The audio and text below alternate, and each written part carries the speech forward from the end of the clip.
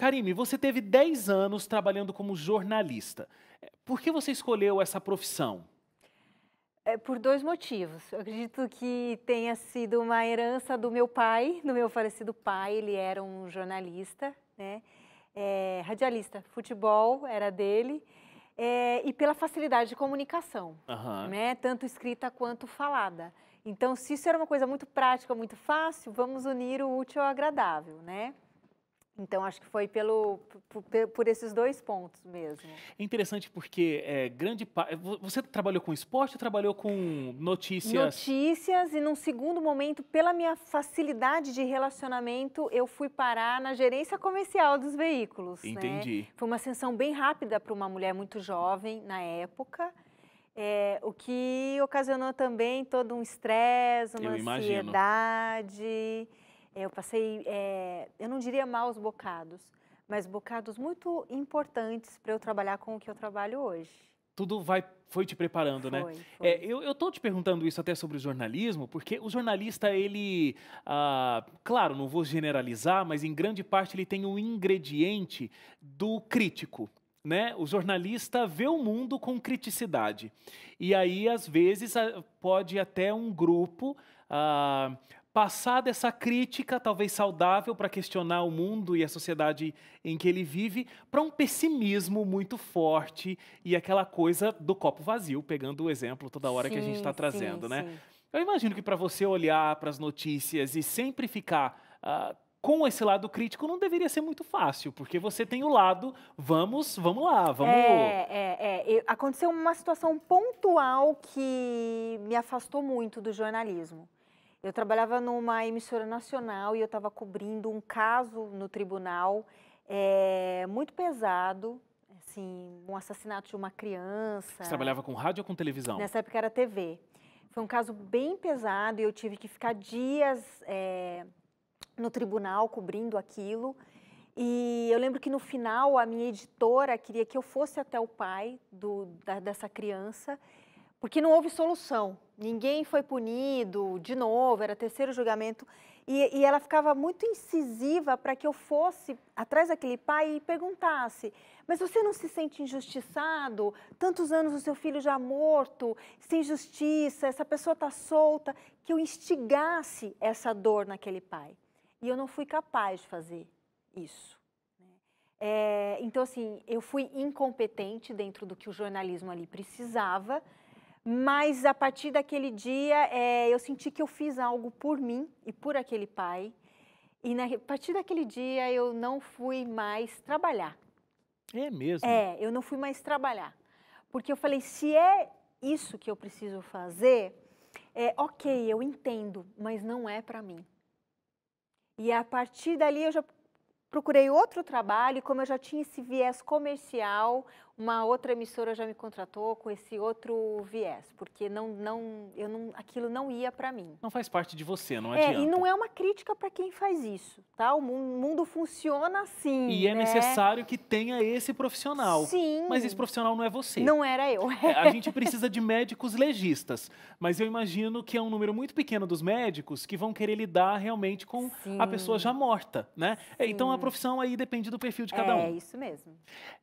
Karime, quando foi o clique? Quando é que você falou, tá, agora o que eu quero fazer é ajudar as pessoas, eu quero fazer esse trabalho de ajudá-las a viver com mais leveza. Até o subtítulo aqui é Liberte do estresse, da ansiedade e da angústia, Da insegurança. da insegurança. É É. muita coisa junta aqui, né?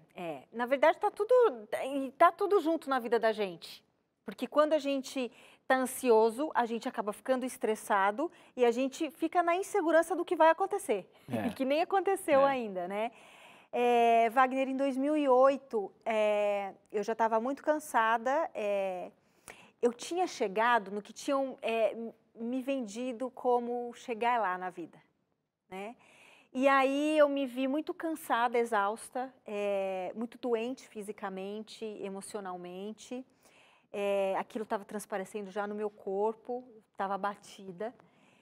E eu falei, bom, o que eu gosto de fazer é mostrar para as pessoas que por pior que algo pareça, só parece. A gente tem como fazer isso ficar muito mais bacana e a nosso favor na vida.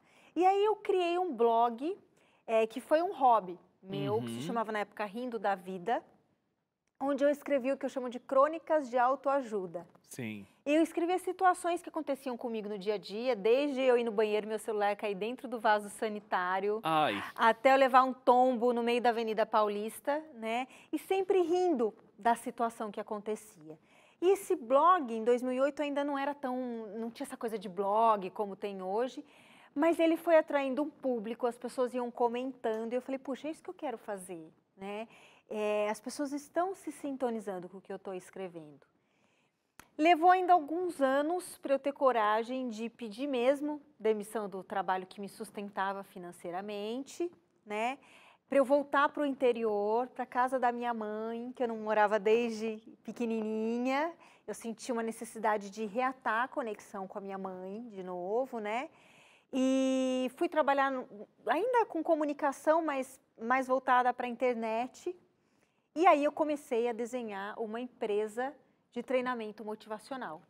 Falei, é isso que eu quero, mostrar para as pessoas que os fatos ruins são só ruins no primeiro momento.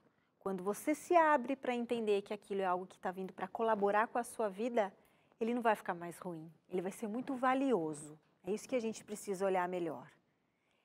E foi justamente em 2011 que foi o ano em que aconteceu o acidente que eu fiquei amputada.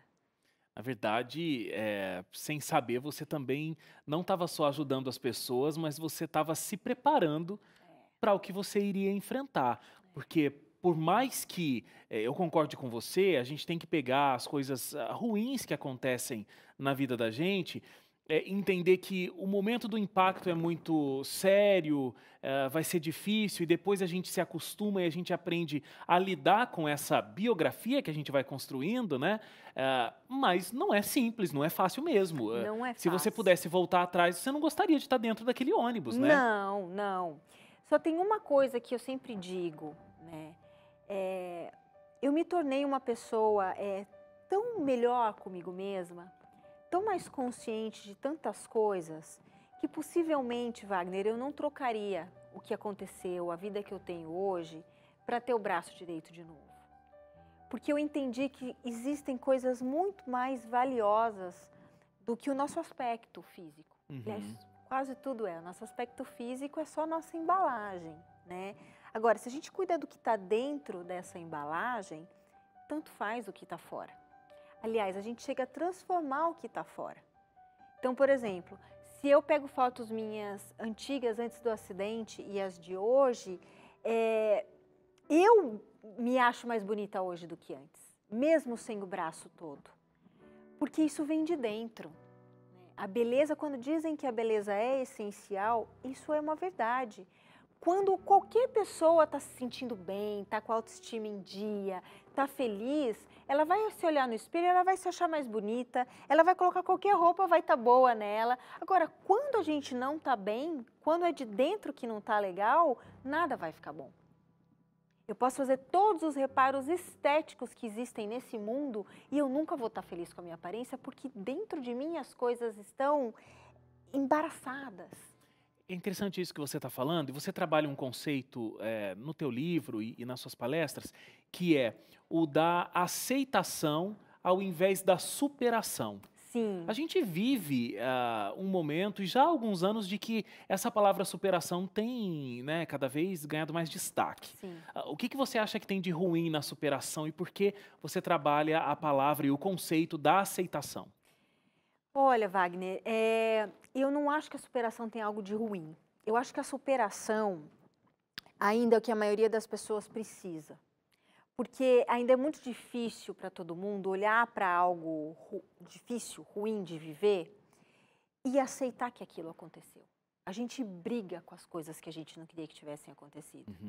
A gente leva um tempo, a gente tem um momento, uma fase de luto quando a gente perde alguém, quando a gente perde um trabalho que a gente gostava tanto, quando a gente passa por uma situação financeira muito difícil. São tantas coisas que acontecem na vida que a gente ainda tende a literalmente ter uma depressão, não necessariamente emocional, mas a gente tem uma caída. E para a gente se levantar, é que acontece a superação. Então, primeiro eu sinto, aquilo dói, eu pergunto por quê, eu não aceito, eu renego, muitas vezes eu me revolto, para então eu entender que o que aconteceu não vai mudar. O que aconteceu já aconteceu. E agora eu vou ficar até quando ali embaixo, naquele buraco? E é aí que vem a superação. Então, ela é muito importante, ela é necessária. Agora, o que eu trabalho, o que eu proponho nos meus conteúdos, no meu livro, em tudo que eu faço vamos entender que o que aconteceu não pode ser mudado? Porque quando eu concebo isso, Wagner, eu crio um campo dentro de mim para a aceitação acontecer. E aí não existe uma necessidade de eu ir lá embaixo, sentir tanta dor, aumentar tanto esse sofrimento para fazer com que as coisas fluam de uma maneira mais tranquila para mim. É interessante porque realmente nesse aspecto de a gente não aceitar que alguma coisa aconteceu, a gente está no fundo do poço e é a superação esse momento que a gente consegue sair, né, que você está dizendo. Mas eu acho que a gente fica preso num funcionamento de que a gente, beleza, vamos tocar a vida, mas eu não concordo, eu não quero admitir que o que aconteceu aconteceu e eu fico preso num tempo em que eu não consigo voltar atrás, né? Eu não consigo ir para lá, mas eu também não consigo ir para frente. Sim. Uma das características que o meu público diz nos vídeos que eu tenho no YouTube e tudo mais, é que eu vejo tudo de uma maneira prática. E eu acho que isso é uma verdade. Uhum. Eu procuro olhar de uma maneira prática para que fique mais fácil para todo mundo entender. Se o que aconteceu não pode ser mudado, não vai voltar atrás, não vai mudar, você não tem alternativa a não se aceitar. Porque a outra alternativa é você se afundar, sofrer, entrar mesmo na dor, o que não tem problema algum. As pessoas precisam disso, muitas pessoas precisam. Mas quando eu vejo que eu não tenho como mudar, vai adiantar eu fazer tudo isso? Claro. Não vai, eu estou tornando maior um período meu de dor que não tem necessidade, se eu entendo que aquilo não vai mudar. Olhar para as coisas que eu não posso mudar e lidar com elas como elas estão é a aceitação. Então, a superação não tem nada de ruim. Eu acho que são momentos diferentes que o ser humano pode estar. Porque chega uma hora que quando você está lá embaixo, eu já passei por isso também, eu já tive que superar outras situações. Claro, a gente comentou aqui A algumas gente só delas. supera porque a gente cansa. Falou, cansei Não dá disso. mais. Não dá, eu já vi que não vai mudar, eu vou ficar até quando nessa? Chega, né? E aí eu começo a respirar de novo. Então, as duas, aceitação e superação, são importantíssimas, mas eu vejo que depende do grau de desenvolvimento que a pessoa está e de autoconhecimento. Porque a gente se conhecer, entender como as nossas emoções fluem em nós, como eu reajo diante de determinadas situações, ajuda muito a trabalhar aspectos que a gente quer mudar para viver melhor, né? Muito bom. Você falou dos teus vídeos e da interação que você tem com as pessoas. Como tem sido esse contato? Porque o teu sonho, desde antes do acidente, era de fato ajudar pessoas a serem mais felizes, encararem as dificuldades com mais leveza e tudo mais. Mas como tem sido o contato com essas pessoas? Porque as pessoas que procuram viver a vida com leveza é porque estão carregando algum tipo de peso, né? Então, como é que é lidar com o problema para poder ajudar a pessoa a superar e viver com mais tranquilidade? Muito boa sua pergunta, porque é muito importante que todo mundo saiba que eu também carrego peso. Que a minha vida muitas vezes se torna pesada. E se não é isso, eu não tenho como comunicar a virada disso para as pessoas. Porque se eu nunca senti uma dor que as pessoas estão sentindo, como eu vou ter propriedade para colaborar com certeza. elas, né? Então, eu também vivo, até hoje mesmo, com toda a consciência, todo o autoconhecimento que eu tenho, todas as buscas que eu fiz durante a minha vida, para me entender, eu também tenho esses momentos. E é engraçado que todos os vídeos que eu já fiz na minha vida, para o meu canal do YouTube, eu me inspirei em situações que eu estava vivendo. Uhum. Eu crio conteúdos a partir do que eu estou vivendo. Porque eu consigo isso, eu ensino todo o público, como é que você vai se ver de fora do caos que você está vivendo. Tem um exercício, tem um passo a passo, tem técnicas para isso, tá tudo aí. Então, eu consigo fazer isso. mas tem momentos que eu fico embananada também. Sobre esse momento de embananamento, Uhum. eu já vi você dizendo várias vezes, e a gente está focando aqui muito o teu lado profissional, o abandono dessa carreira para essa outra carreira, mas já vi você dizendo algumas vezes que o teu maior desafio nem é esse, o teu maior desafio é a maternidade. Sim, sim, sim. E os relacionamentos, né? Eu, por exemplo, estou no momento da minha vida em que agora eu preciso curar mesmo a minha relação com a minha mãe, entender essa ruptura que aconteceu, né? Porque isso estava refletindo no meu casamento, no meu relacionamento com o meu companheiro. Isso reflete na minha relação com a minha filha, né? O tal do medo do amor. E muitas pessoas não falam disso, mas a maioria de nós estamos o tempo todo com medo do amor. Porque de um jeito ou de outro, alguém não se sentiu amado em algum momento. Seja por um parceiro, por alguém da família, por alguém que convivia. E o que todos nós queremos é sermos amados. Então, tive que olhar para essa ruptura e entender que ter uma família estruturada como eu tenho, ter um companheiro 100% ao meu lado, como é o meu marido, né? Hoje, a minha carreira, quem administra é o meu marido, né? E ter a minha filha hoje, né? Vem para eu olhar para as características que eu preciso trabalhar em mim. E é muito recente que eu resolvi olhar para isso com ajuda terapeuticamente, aceitar as coisas boas que acontecem, né? Então, assim, eu também tenho essa questão, assim, as pessoas vêm me agradecer por tudo que eu ofereço de conteúdo gratuito, especialmente na internet. E eu sempre digo que quem agradece sou eu, por eu ter um público que me permite oferecer isso. Eu não poderia fazer. Ok, isso está certo, mas eu preciso receber a gratidão das pessoas também. Faz bem. É importante, porque é verdadeiro, eu estou colaborando, ok, então eu recebo a sua gratidão. Então até eu tenho as minhas sabotagens, mas é essa capacidade de olhar por detrás de mim, né, faz com que eu comunique o que está acontecendo, dê a solução para as pessoas e aplique isso na minha própria vida. É a habilidade de lidar com a vida de forma leve e feliz, Sim, né? sim, porque a vida nunca vai ser como a gente quer. Nunca, e nunca vai ser simples, né? Uma pessoa que olha para a vida com tanta positividade desde sempre, qual o teu sonho? Onde é que você quer chegar? O que é que a gente vai ver acontecendo daqui a pouco com a Karime? Ou principalmente, o que é que você traça? Qual é o teu objetivo? Onde é que você quer chegar? Eu fiquei até emocionada com essa pergunta. Eu quero que todas essas palavras, todas essas mensagens que colaboram com tantas pessoas, sejam mensagens traduzidas em muitas línguas. Que isso possa ajudar muitas nações a entenderem onde é que começa o sofrimento. A dor é inevitável, mas o sofrimento é uma escolha nossa. E se a gente se trabalha dentro e se abre uma nova perspectiva, tudo vai se transformar dentro e fora de nós.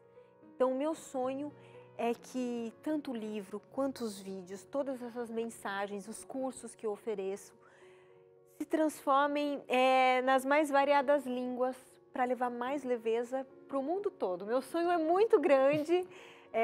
Eu não imaginava diferente. É muito grande, mas ele é possível. Com certeza. Ele é possível. Muito bom, Karime, conversar com você, de verdade. Eu acho que você tem uma matéria-prima aí dentro, que é olhar para a vida desse jeito, que falta muito na gente. Então, quando a gente entra em contato com a tua personalidade, com o teu conteúdo, a gente sente isso e a gente fala, opa, peraí, não. Peraí, tem coisa que eu preciso rever aqui, do que eu estou reclamando, como que eu não estou olhando para a minha vida e aproveitando tudo de bom que eu tenho. Então, muito obrigado por compartilhar essa matéria-prima que Deus colocou em você junto com a gente, de verdade. Obrigada Obrigado a você, mesmo. Wagner.